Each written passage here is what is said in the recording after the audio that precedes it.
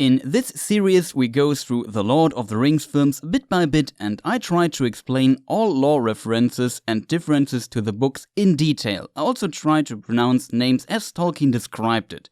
Last episode we primarily looked upon the dialogue between Gandalf and Frodo, when they make the final test to confirm if it's the One Ring, and we will continue from there. I highly recommend watching the last episode. The playlist is in the description. Also, the story in the books will be very different compared to the films for the next few episodes. I continue the structure of last episode, so I go through the book story and we see what's referenced of it in the Fellowship of the Ring film. So, after Gandalf explained at length how he found Gollum, Frodo was quite frightened by the news of Mordor knowing about the Shire and Baggins, and asks why Gandalf haven't sent him a message to destroy the ring in the past. Gandalf asks how he would have done it and if he had tried. He even suggests to do it right now. This is a very interesting scene that demonstrates how the ring works, what it means that it has a will of its own, and how manipulative it can be. Quote from The Shadow of the Past: "When he took it out, he had intended to fling it from him into the very hottest part of the fire, but he found now that he could not do so, not without a great struggle. He weighed the ring in his hand, hesitating and forcing himself to remember all that Gandalf had told him. And then, with an effort of will, he made a movement as if to cast it away, but he found that he had put it back in his pocket." This describes perfectly what the ring does and how dangerous it is, and it also shows how hard it must have been for Bilbo to finally let go of the One Ring. In the books, as explained in episode 3, it looks a bit like an accident in Bilbo's case, but it shows too how hard it must have been for him to leave it actually behind. Just to compare the scenes, quote, "Bilbo took out the envelope, but just as he was about to set it by the clock, his hand jerked back and the packet fell on the floor. Before he could pick it up, the wizard stooped and seized it and set it in its place. A spasm of anger passed swiftly over the hobbit's face again. Suddenly, it gave way to a look of relief and love." Bilbo did not put it back into his pocket, but it fell on the floor instead. Maybe because of him winning the inner struggle for a brief moment, maybe because the One Ring looked for a new bearer and left Bilbo, or maybe a combination of both. Still, him finally leaving Baggins and the Shire behind seems to be the greatest deed. Gollum, as another ring bearer in contrast, went out of his cave, walked about 500 to 600 miles to Dale to find out where Bilbo lives, and began to walk the over 900 miles to the Shire from there. He would then go to Mordor, being captured and tortured, leave the Dark Land again, and later go back there, even as far as to Mount Doom. I would call this more than dedication. He was obsessed. But back to Frodo. Gandalf laughed and explained that the One Ring can only be destroyed in the fires of Mount Doom. Frodo offers it to Gandalf, and we see this scene in the film too. Gandalf of course denies that, explaining how dangerous this would be. Those who are not familiar with the lore and Gandalf's nature, Gandalf is not a simple old man who can do some magic tricks. He is a spirit being, or Ainu, of immense power, comparable to an angel of lower rank. This group of Ainur are called Maiar. Sauron, Saruman, Radagast and the Balrog are also Maiar. The wizards or Istari, however, are on a special mission and a bit different because of that. During their mission in Middle-earth, their power is limited because they have to disguise and diminish themselves. They are not there to fight Sauron directly, but to give advice and help the free people of Middle-earth. In the Unfinished Tales, we can read, "For they must be mighty peers of Sauron, and must forgo might, and clothe themselves in flesh, so as to treat on equality, and win the trust of elves and men. But this would imperil them, dimming their wisdom and knowledge, and confusing them with fears, cares, and wearinesses coming from the flesh." Gandalf would use the ring's power for good, but still become a new Dark Lord, slightly different from Sauron. Sauron's will is in that ring, and it's about domination over others, which is seen as evil in Tolkien's world, and can only lead to new evil. Sauron himself wants to give Middle-earth new order, with him ruling as God-King over it, bending everything under his will. It makes totally sense for him, and he sees it as something good. This motive could be easily adapted by Gandalf or others who want to protect the weak. The result would be probably not very different. Galadriel later explains it quite similar in the films and books too. Frodo has the desire to follow Bilbo. He accepts his fate and agrees to bring the ring to Rivendell. He actually often thought about it in the past, going on an adventure. At times, he even went to the borders of the Shire himself. The books hint at that several times, and even the film manages to do this. Bilbo, for example, says to Gandalf that Frodo would come with him if he asked him. Then, in the next scene, Gandalf says his famous sentence about hobbits to Frodo, which is in the books too. You can learn all that there is to know about their ways in a month, and yet, after 100 years, they can still surprise you at a pinch. Gandalf also recommends to search companions, his closest friends, and by accident or fate, one was already nearby, working outside in the garden. It's Sam. As explained last episode, Gandalf waited for the next morning to talk about the One Ring in daylight, so here it makes sense that Sam was working in the garden outside, while in the film all this happens at night and Sam is for whatever reason eavesdropping under the window in the middle of the night. Gandalf, however, notices that the shears of Sam can't be heard anymore and that it's silent outside. So he sneaked to the window and pulled Sam up by grabbing his ear. He later also lifts him through the window. In the film it's slightly different, but I like the change. The essence of the dialogue stays the same. Sam is quite frightened and Frodo almost can't suppress his laughing. He knows that Gandalf would not hurt him.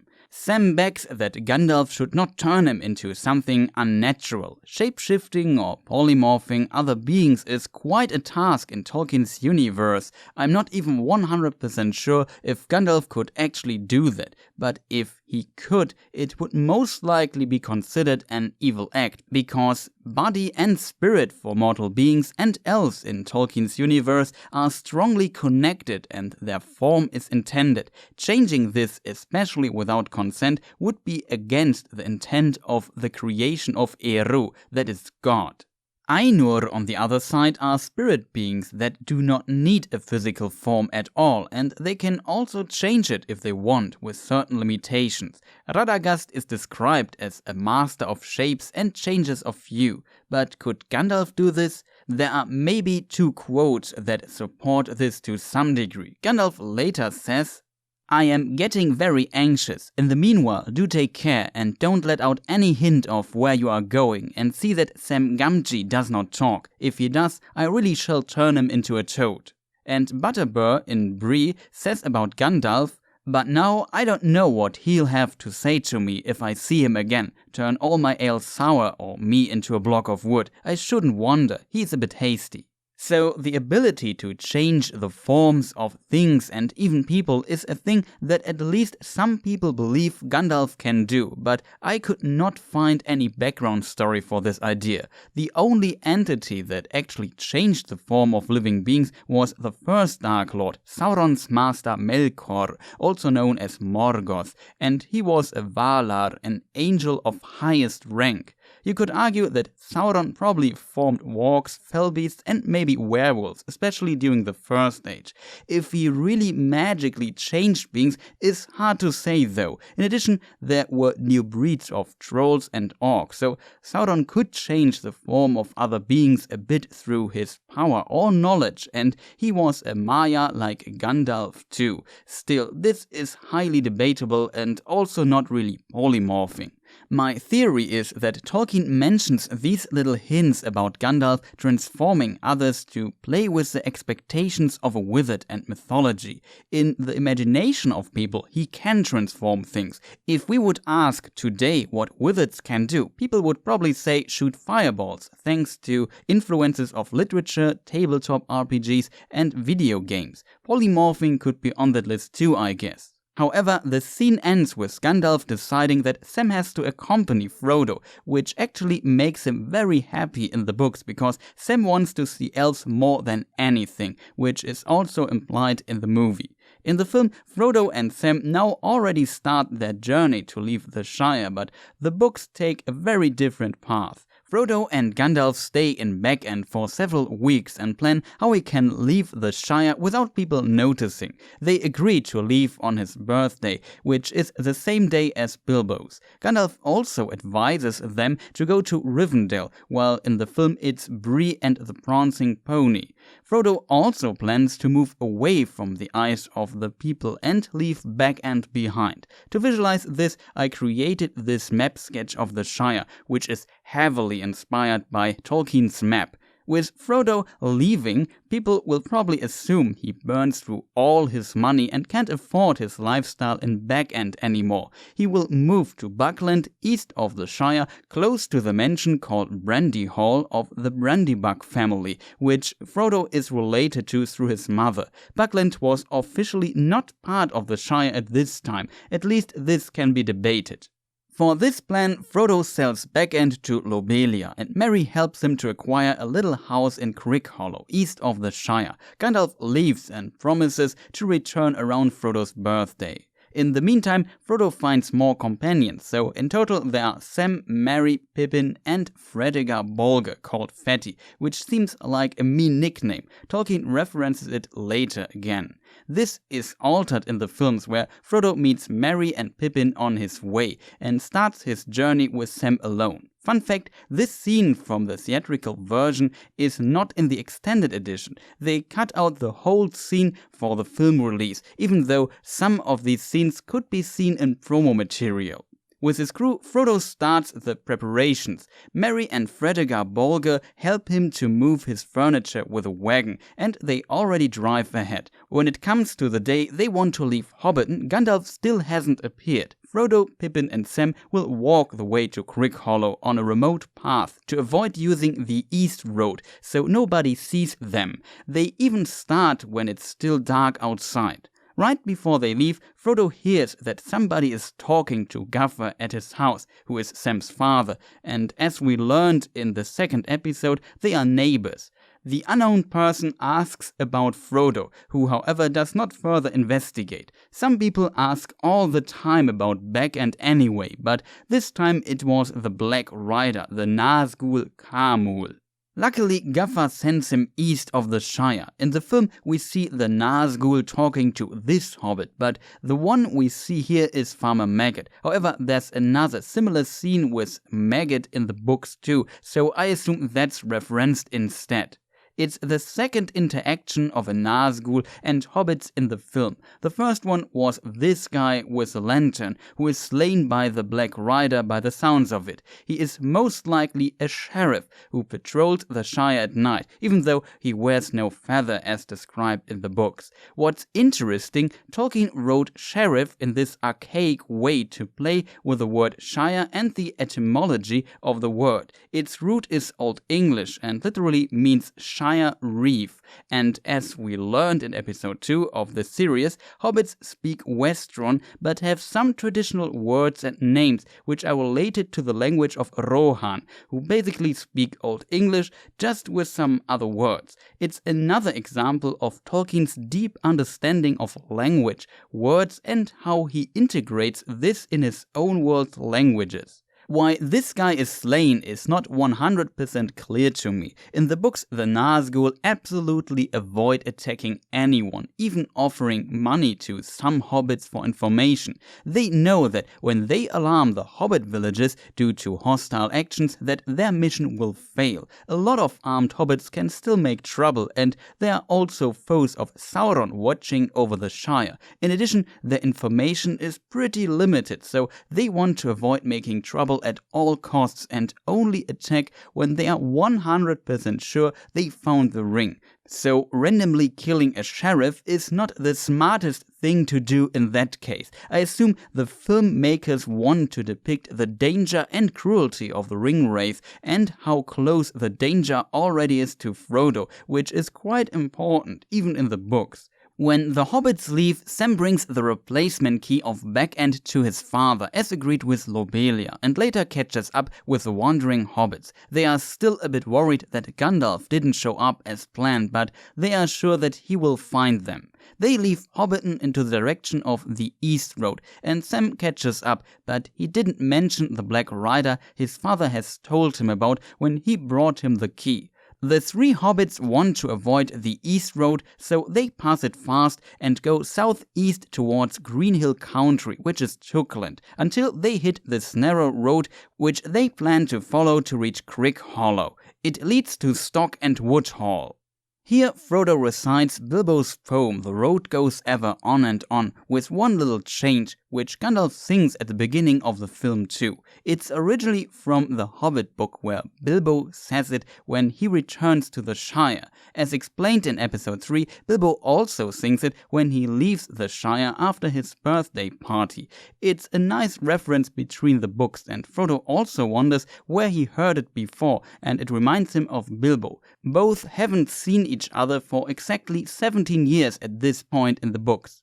At some point they hear a horse or a pony far behind them. Frodo wonders if this is Gandalf, but he also feels the strong desire to hide. We see this referenced in the films. He says that he does not want to be seen by anyone, and if it's Gandalf, they can surprise him and play a prank for being late, which is also referenced at the beginning of the film, when Gandalf arrives at the Shire with his wagon and is intercepted by Frodo, who explains that he is late.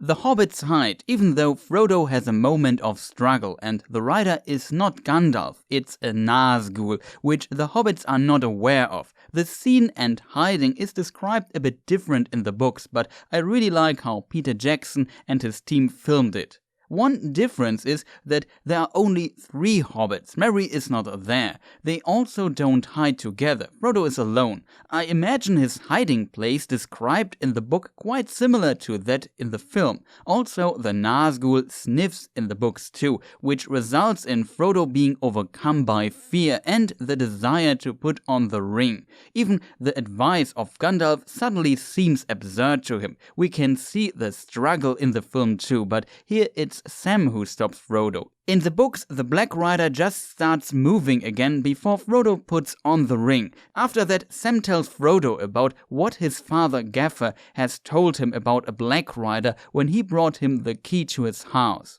With this information, they know that the Black Rider came from Hobbiton and is on his way to Buckland, where they are heading to. The hobbits decide to not use the road anymore and walk several meters left of it, but after a while and some rest, they felt more comfortable again, even singing in the twilight, until they hear hooves once more and quickly hide in the woods. Again, a Black Rider sniffing at the night and slowly crawling towards Frodo. His desire to put on the ring was now even stronger than last time, but he was saved by singing from afar. The rider retreated upon hearing it. The singing comes from the Elves, who walk this path 2 times a year, in spring and autumn.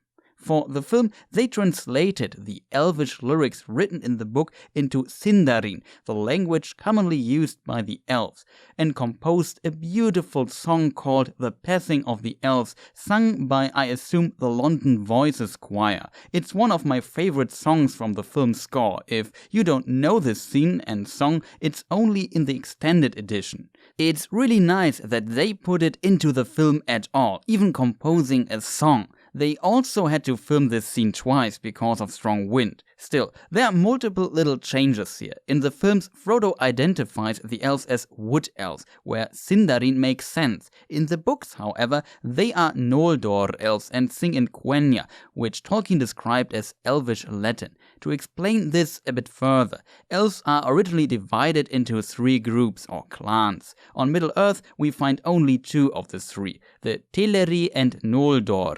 The Teleri of Middle-earth are again split into several subgroups. The Nandor are one of them, and the Wood Elves, also called Sylvan Elves, are a subgroup of the Nandor.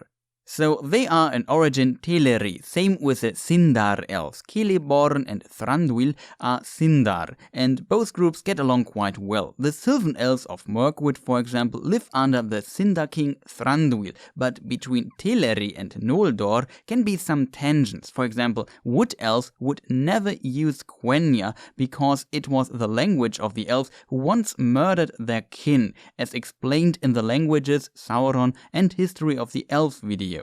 The first Sindar king Thingol put it quite drastically, and rightfully so. Quote from the Silmarillion: "Never again in my ears shall be heard the tongue of those who slew my kin in Alqualonde, nor in all my realm shall it be openly spoken while my power endures. All the Sindar shall hear my command, that they shall neither speak with the tongue of the Noldor nor answer to it, and all such as use it shall be held slayers of kin and betrayers of kin, unrepentant."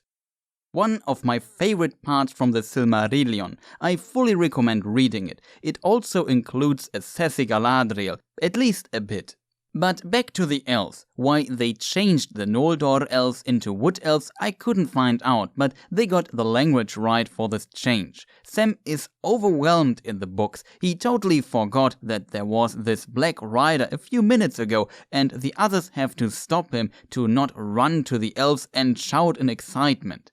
When the elves move along, they notice the hobbits and greet them, even surprisingly knowing Frodo's name. The elves knew Bilbo and also met him 2 times, one time even at the same spot. The leader introduces himself as Gildor Inglorion of the House of Finrod.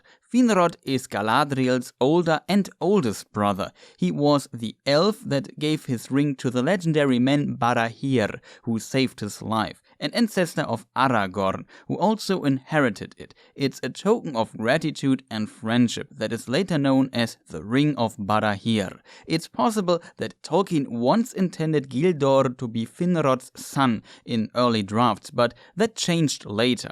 The elves explain that they will leave Middle-earth at one point and give Frodo the title Elfriend because they are quite impressed by Frodo's Quenya, and Gildor feels there is more about Frodo's journey. They are also not leaving Middle-earth yet, which is stated differently in the film, because for that they are heading into the wrong direction. The Grey Havens are west, not east, but they actually came from there because they visited the Tower Hills, and probably the biggest tower, Elostirion, which has one of the Palantiri in it. They used it to look over to Aman, that's the west continent, where the elves will sail to one day, to see Elbereth Gilthoniel, which is the Valar Varda, Lady of the Stars. This little information about what these wandering elves were doing before can be found in The Lord of the Rings, but Tolkien wrote it as a comment into The Road Goes Ever On, a song cycle. When the elves want to move on, Pippin mentions the Black Rider, and the elves invite the hobbits to accompany them so that they are safe for the night. As mentioned, Pippin and especially Merry are less comic reliefs in the books. The elves plan to rest on the hill above Woodhall, which is a small village, where they also continue to talk, drink and eat together. And to be precise, it's here where they met Bilbo before. What the films catch quite well is the outlandish beauty of the elves, like they do not belong into the harsh world of Middle-earth, which is also true to some extent. Their faces and voices are filled with light and beauty, and the moments with the elves are like a dream for the hobbits. In the conversation, Frodo gets some advice which Gildor is hesitant to give because he does not fully know why Frodo is leaving the Shire and he does not want to interfere with Gandalf. He He also tells him a bit more about the Black Riders, but not much. In addition, he promises to send out messages about Frodo's journey to his allies, which is quite crucial because he will even contact somebody called Tom Bombadil, and this in itself makes it clear that this meeting was more by fate than chance. The hobbits sleep, and next morning the elves are already gone, as explained to Frodo by Gildor shortly before Frodo went to sleep. They also left some provisions for their further journey to Crickhollow, which we will explore next episode. Thank you for watching. We still haven't reached Crickhollow, but I decided to end it here to hopefully introduce Tom Bombadil next episode. We will also talk about Farmer Maggot, who plays a bigger role in the books too. I went into a lot of detail, and much of it is only slightly hinted in the films. I'm still sure I forgot something though. I hope you liked this episode. If so, feel free to like and comment. You can also post lore questions for future videos. In case you want to subscribe, I have to hint at the annoying bell too. Next video could be my E3 video. Sadly, they did not announce a new Lord of the Rings related game. And then I continue with lore. I really want to reach Bree, so chances are good that I continue with a new episode of this series. For the record, this is episode 5, over 90 minutes of videos, and we are still in the Shire. We will see how far we get next episode, but Buckland is technically not part of the Shire, so we are very close to actually leaving it. Bree is still 4 chapters away in the book though. It's also nice to see that my views got better recently. So thank you for your support, for watching, and goodbye.